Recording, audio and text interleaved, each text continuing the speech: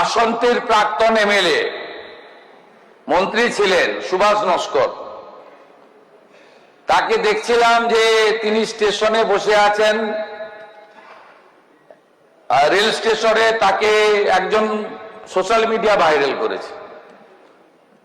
তাকে বলছেন যে সুভাষ দা, আপনি এখানে প্রত্যেকদিন আসেন?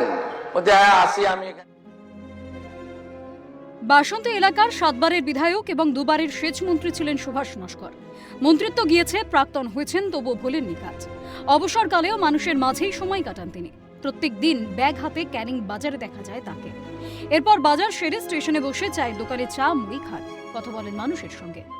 কি বলবো, আমার তো এইটাই কাজ। এই বয়সে আর আমার কাজটা কি? তাই সাধারণ মানুষের সঙ্গে সারা জীবন মিশে এসেছি।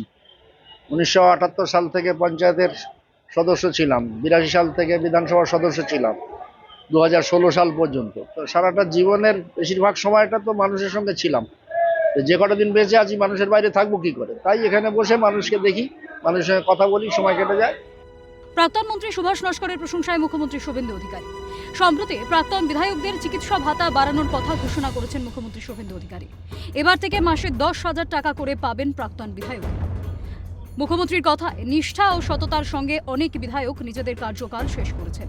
এদেরই উদাহরণস্বরূপ প্রাক্তন মন্ত্রী সুভাষ নস্করের কথা তুলে ধরেন মুখ্যমন্ত্রী। মুখ্যমন্ত্রী শুভেন্দু অধিকারীকে ধন্যবাদ জানান প্রাক্তন মন্ত্রী সুভাষ নস্কর। তার কথায়, মুখ্যমন্ত্রী হয়েও যে তিনি নজর রেখেছেন, বিধানসভার মতো জায়গায় আমার কথা তুলে ধরেছেন, খুব গর্বিত বোধ করছি।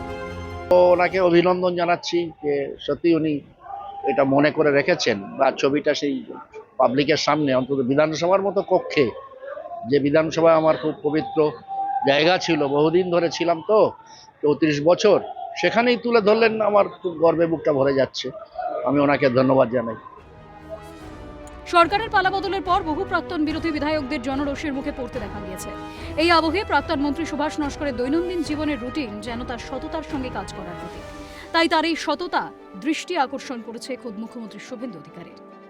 তার এলাকায় থেকে শুরু করে ক্যানিং প্ল্যাটফর্মে বসে চায়ের আড্ডায় কিন্তু তিনি মেতে ওঠেন সুন্দরবনের প্রত্যন্ত দ্বীপ অঞ্চলে সাধারণ মানুষের সাথে। খুশি সাধারণ মানুষ প্রাক্তন সেচমন্ত্রী সুভাষ নস্করকে কাছে পেয়ে। দক্ষিণ 24 পরগনা, ক্যানিং থেকে হরিপদ মণ্ডল, ক্যালকাটা নিউজ।